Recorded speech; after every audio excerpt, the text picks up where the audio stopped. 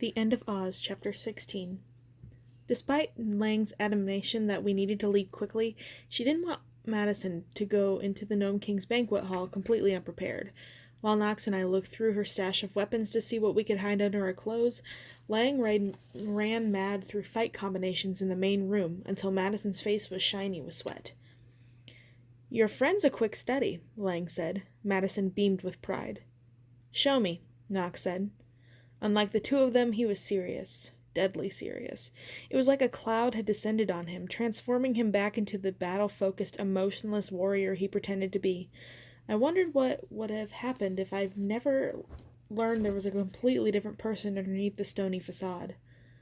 "Okay," Madison said. She faced Knox confidently, squaring off into fighter stance. She was still in good shape, I noticed. Her pre-baby aerobics regimen had given her toned arms and shoulders and muscular legs.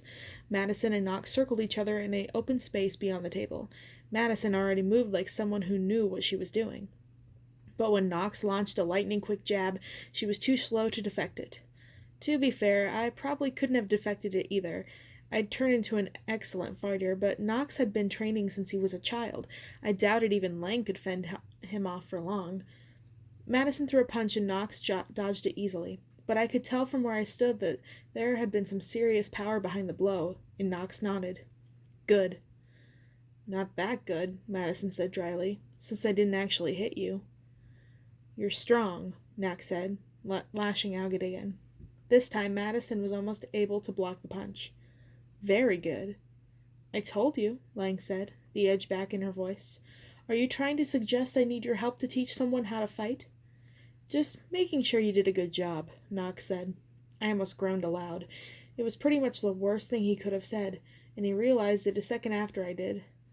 "I'm sorry, I didn't mean to imply I wouldn't," Lang said icily. Madison swung a right hook at Knox's jaw, but even distracted, he knocked her fist aside. Madison gritted her teeth. I knew exactly how she felt. Fighting Knox could be infuriating. He made the impossible look effortless. Madison was no more a threat to his defenses than a mosquito. He danced back and dropped his fists.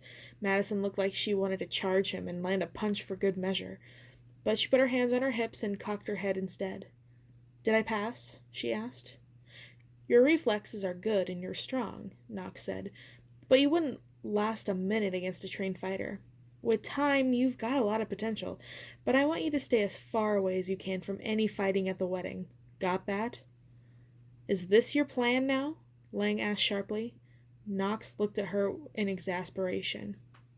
"You know as well as I do that you can't turn an untrained novice into a fighter in an hour, and implying anything otherwise is setting her up for danger. She's not safe in a fight. She has no experience." "She does too," I said, and Madison shot me an apologetic look. "Ancient history, Ames," she said. "Not that ancient." I apologized. "Enough," Knox said sharply. The rebuke stung. I thought we were past the part where he tried to boss me around, but I didn't want to give Lang the satisfaction of arguing with him in front of her. "He's right. This is serious business," I said. "We're all risking our lives tonight. It's nothing to joke about." Madison sighed. "I just wanted to feel a little more prepared," she said quietly. "Why don't we try sparring for a few minutes?" I suggested. The last thing we needed was Madison freaking out. "Knox and Lang can pick our weapons instead of me. I'll show you what I can." Madison looked between Knox and Lang with one eyebrow raised but shrugged. "Sure," she said. "If I'm going to die, at least I'll get in a workout first." I rang Madison through a few new combinations. Careful not to tire her out. Knox was right. Her reflexes were great, and she knew how to use her strength and her weight. With a little time, she'd be an excellent fighter. Too bad we didn't have any. There was something satisfying about finally being stronger than she was, more capable and more lethal. She'd terrorized me for so long, and while I'd forgotten her for the past, I didn't mind showing off my new skills in the present. "You're really good at this," she said.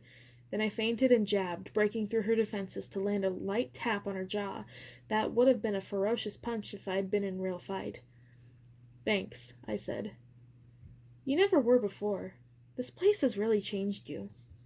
"It does that." She sank down on the floor with her back against one wall and her legs stretched out in front of her. "You're not going home ever, are we? I sat down next to her and stared at my knees, not wanting to meet her eyes. I knew she'd see the truth all over my face. We might get back. Do you even want to go home, Amy? Now that you have this hot, magical boyfriend or whatever? He's not my boyfriend, I said automatically, and Madison laughed. Whatever you say, Ames. He's your something, though. You seem really happy. As happy as I can be, considering the circumstances, I said. Yeah, well, she picked out a loose pebble on the cavern floor. You have stuff here. People. A history already. I don't have anything. If we get through tonight, what happens next? There was no point in lying to her. She'd see right through me. I don't know, I said. We find a way back to Oz, I guess. And then what happens? Madison persisted. Like, I get all of this going to be hard, and we're probably going to die or whatever, I get that. But let's say for the sake of argument we don't. We make it through, Ozma wins, the Gnome King goes away, Dorothy dies, everybody's happy, blah, blah, blah. What about you and me, Ames? We take up some corncob farming? The Scarecrow's dead, I said. You know what I mean. Yeah, I know what you mean.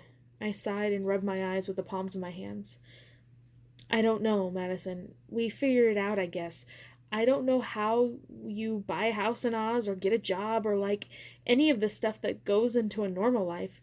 Nothing's been normal since I got here. In the books, Dorothy just wishes herself home, Madison said. I looked down at Dorothy's shoes. Madison didn't know what they were. I'd never told her. She had her shoes, I said. She needed those.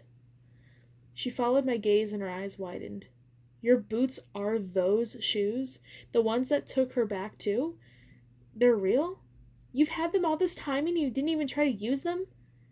It's not that... But she had jumped to her feet and was staring at me, her eyes filling with tears. This whole time, all I've talked about is how badly I want to go home, and you've had the way back all along and didn't think to mention it? I get that you want to stay here forever with your hot little boyfriend, but did you think for a fucking second that maybe other people could use a free trip home? I have a kid, Amy. I have a life, and you hid this from me? It doesn't work like that, I said desperately. How do you know? Have you even tried? Why don't you give me the damn shoes if you want to stay here so badly? Because I can't. I can't take them off, Madison. I can't use magic unless I'm wearing them, and apparently it's too dangerous for me to do magic here. So you're not going to help me? She looked at me, her mouth twisted between fury and tears. You've never really forgiven me, have you, Amy? What are you talking about? I cried. High school? We are so far beyond that, Madison. I thought that Madison and I had struck an understanding where we would not speak of all those years that she had tortured me, but she had dusted off Salvation Amy and brought her back for us to deal with, and since she'd brought it up... Are we really doing this right now? She nodded. I have apologized and apologized, but what Knox said about me ruining your life... Madison, you were awful to me. My life at home was hell, and you made school, the place that was my refuge from my mom and the trailer, hell too. But when I got to Oz, there were bigger bitches in Oz than you ever were. And I have been fighting alongside them and against them for months now. I actually used my memories of you to make my magic work in the beginning, so I guess I should be thanking you. Madison's face fell. I'm glad that you're sorry. I'm glad that it still bothers you, because if it didn't, we couldn't be anything. I can't erase our past, but I don't live in it. I'm not ruined. I'm just done with it. What you did to me, it's part of who we both are, and I carried it for a long time. But if you still carry it, that's for you to deal with. I knew it wasn't exactly what she wanted to hear, but I couldn't lie to her, and I couldn't absolve her. The girl I was at 9 who had her birthday party all by herself with her mom wouldn't let me.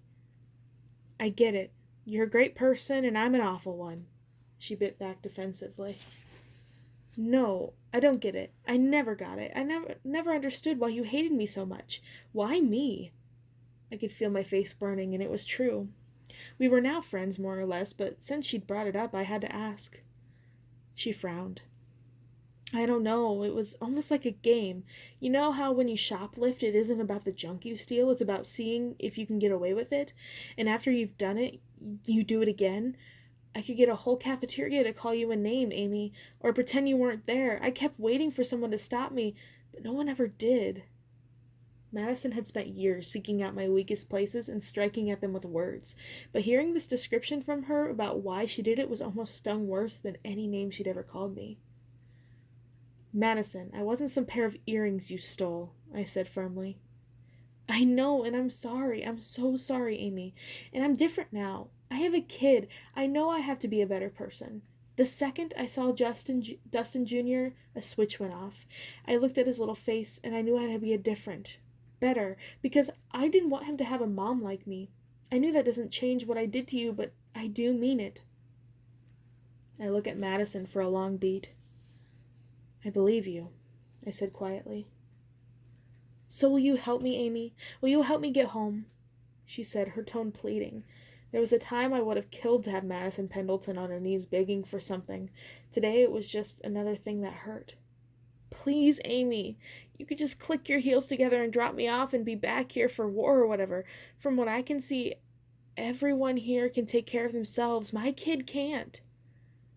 I'm sorry, Madison. I can't risk it. I can't risk doing magic when we don't know what will happen, I said, and I meant it. Madison's lip quivered and her eyes flashed. Fuck you, Amy. I thought we were something like friends. But you can go to hell for all I care. I'm sick of this horrible weirdo universe, and it's all your fault.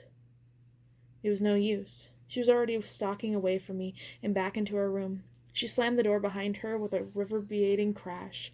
I put my hands in my knees, fighting back tears, and wondered if anything else could go wrong in the last few hours I had to live. And I still needed to find a costume.